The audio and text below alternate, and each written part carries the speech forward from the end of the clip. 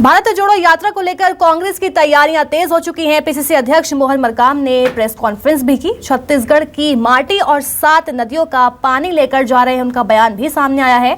तो प्रदेश भर से 300 से ज्यादा पदाधिकारी शामिल हो रहे हैं। तो ये बड़ी खबर है। देखिए, लगातार जो है भले ही छत्तीसगढ़ से भारत जोड़ो यात्रा नहीं गुजर रही है, लेकिन छत्तीसगढ़ के कांग्रेसी बड़ी संख्या में इस यात्रा में शामिल हो रहे हैं, लगातार हो रहे हैं। और पहली बार जो है एक साथ 300 से भी अधिक जो कांग्रेस के नेता कार्यकर्ता हैं वो पड़ोसी राज्य मध्य प्रदेश में शामिल होने जा रहे हैं। और ख़ास बात ये है कि छत्तीसगढ़ की माटी और 7 नदियों का पानी लेकर जा रहे हैं। मोहन मरकाम है हमारे साथ बातचीत करने के लिए। ये एक बिल्कुल अलग जो है कॉन्सेप्ट है, एक नया प्रयोग है। करीब 2000 किलोमीटर की पूरी यात्रा हो गई, लेकिन कहीं से ऐसी खबर नहीं आई थी। आप लोगों ने क्यों ये विचार किया कि नदियों का पानी और मिट्टी लेकर जाएं? देश की एकता, देश की अखंडता, देश में भाईचारा के उद्देश्य को लेकर कन्याकुमारी से कश्मीर हमारे नेता माननीय राहुल गांधी जी पदयात्रा निकले हैं। छत्तीसगढ़ से 324 हमारे कार्यकर्ता माननीय राहुल गांधी जी के साथ पदयात्रा में शामिल होंगे। छत्तीसगढ़ की माटी और 7 नदियों का जल लेकर हम लोग पदयात्रा में शामिल होंगे। जिस ढंग से अलग अलग दिशाओं से नदियां निकलती है और एक जगह जाके मिलती है, उसी ढंग से इस देश में अलग अलग धर्म संप्रदाय के लोग हैं, मगर सबका उद्देश्य एक होता है कि सब लोग भाईचारा के साथ रहें। हम लोग उसी उद्देश्य को लेकर हम लोग यहाँ से पानी और मिट्टी लेकर जा रहे हैं, ताकि देश में एकता, भाईचारा बना रहे, सामाजिक सौहार्द बना रहे। क्योंकि भारतीय जनता पार्टी की केंद्र में बैठी मोदी जी की सरकार नफरत की राजनीति, धर्म के नाम से, संप्रदाय के नाम से बांटने का प्रयास कर रही है, मगर माननीय राहुल गांधी जी सबको एक सूत्र में पिरोना चाहते हैं। इसी उद्देश्य को लेकर छत्तीसगढ़ के लोग भी जा रहे हैं। इस यात्रा के दौरान ही 2 राज्यों में चुनाव हो रहे हैं, कहीं कहीं पे उपचुनाव भी हो रहे हैं। हिमाचल और गुजरात पर निगाहें हैं, और निगाहें जो है सबसे ज़्यादा आपकी भारत जोड़ो यात्रा पर इसलिए भी है कि इस यात्रा से कितने लोग जुड़ पाएंगे वास्तविक रूप में।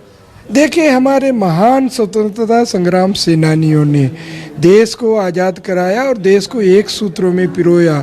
जब आज़ादी के पहले चाहे हिंदू हो, मुसलमान हो, सिख हो, ईसाई हो, सब एक मुट्ठी में बंधे और देश को, अंग्रेजों को इस देश से भगाया।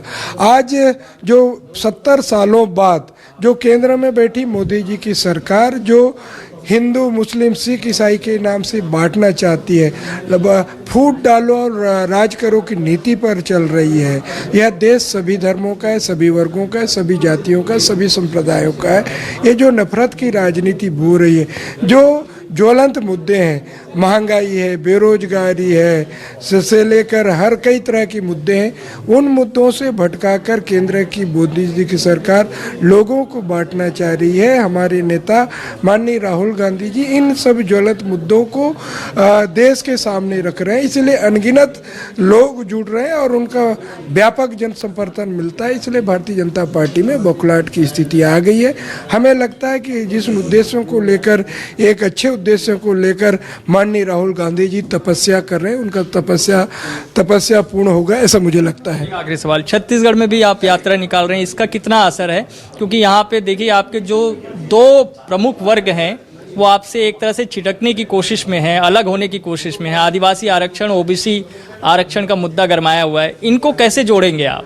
देखिए, जब संविधान बना, पूज्य बाबा साहेब भीमराव अम्बेडकर से लेकर देश के प्रथम प्रधानमंत्री पंडित जवाहरलाल नेहरू से लेकर संविधान निर्माताओं ने आर्थिक रूप से, सामाजिक रूप से, शैक्षणिक रूप से इन वर्गों को, चाहे एसटी हो, एससी हो, ओबीसी वर्गों के लिए संविधान में व्यवस्था किया।